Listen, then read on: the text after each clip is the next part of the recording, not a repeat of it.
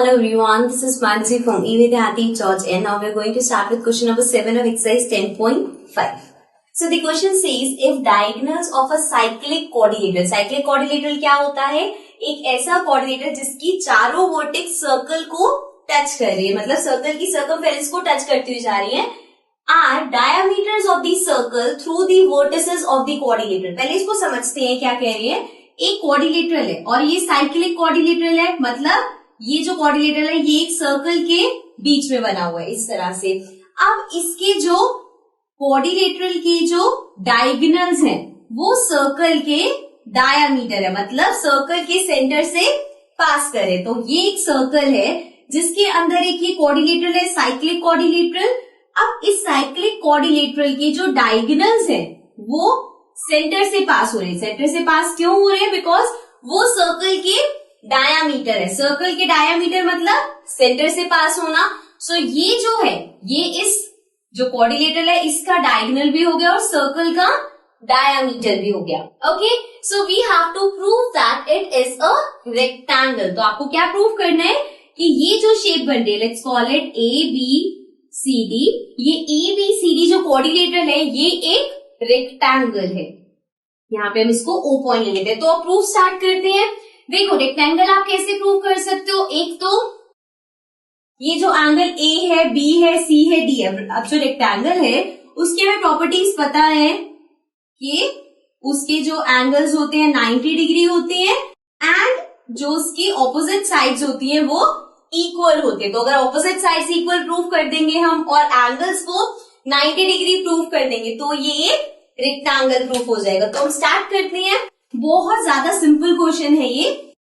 सबसे पहली चीज तो ये अगर डायामीटर है AC और BD तो वो इक्वल है, मतलब कि we can say AC is equal to BD. Why?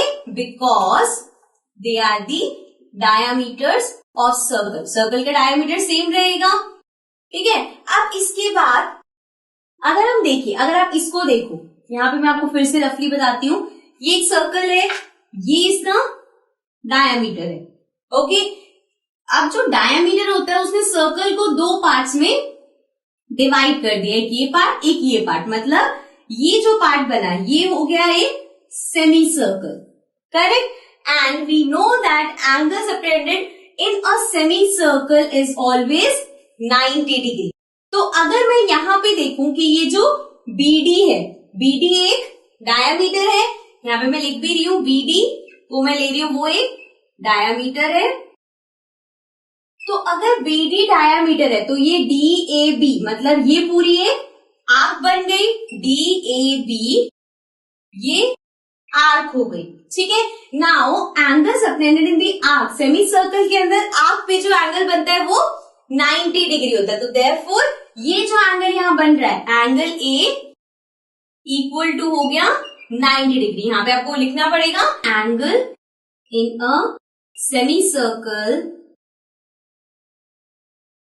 Is 90 degree. Okay, semi circle के अंदर बन रहा है ये.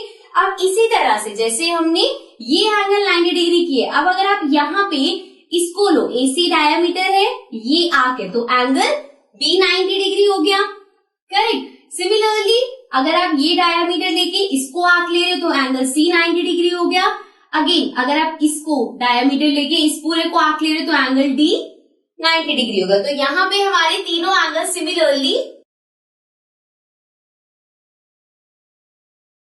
Angle B equals to 90 degree, angle C equals to 90 degree and angle D equals to 90 degree. तो एक चीज हमने प्रूव कर दी कि यहाँ पे जितने भी एंगल्स हैं ये 90 डिग्री की है. अब हम बात करते हैं इसकी ऑपोजिट साइड्स को. तो अगर इसकी ऑपोजिट साइड्स को आपको प्रूव करना है तो हम यहाँ पे दो ट्रायंगल ले सकते हैं. लेट्स सपोज ये वाला ट्रायंगल और ये वाला ट्रायंगल हम ले रहे हैं, मतलब in triangle ABD means this triangle and triangle ABC means ये ट्रायंगल. ओके, अब इसमें देखो क्या क्या कॉमन है. एक तो AB equal to AB common है. करेक्ट. ये कॉमन बेस, सेम बेस पे है तो ये कॉमन हो गया. And AC equal to BD. Why? Because वो डायामीटर है तो दोनों इक्वल होंगे and angle A equals to angle B equals to 90 degree. ये भी हमने ऊपर प्रूव किया है तो we can write prove above. Okay, so यहाँ पे तीन चीजें हमारे पास आ गई। सो we can say triangle ABD is congruent to triangle ABC। और अगर ये कॉन्ग्रुएंट है पहले तो हमें लिखना पड़ेगा बाय SAS। अब अगर ये दोनों कॉन्ग्रुएंट है तो वी कैन से इन दोनों ट्रायंगल्स में आप बोल सकते हो कि ये साइड इसके इक्वल होगी, means AD will be equal to BC। So ये हो जाएगा बाय CPCT। तो यहां से हमने ये प्रूव कर दिया। इसी तरह से अगर हम ये वाला ट्रायंगल और ये वाला ट्रायंगल लेंगे तो ये वर्टिकली ऑपोजिट एंगल्स हो गए। ये हमें गिवन है, रेडियस है, ये भी रेडियस है और ये भी रेडियस है। तो इस तरह से हम ये भी प्रूव कर देंगे कि DC AB के इक्वल है। तो अगर हमने ऑपोजिट साइड्स इक्वल प्रूव कर दी और हमने प्रूव कर दिया कि सारे एंगल 90 डिग्री के हैं, so therefore we can say it is a rectangle. Okay, हमें इसे रेक्टेंगल प्रूव करना था, वो हमने कर दिया। So this was question number 7 of exercise 10.5. Let's move to the next question.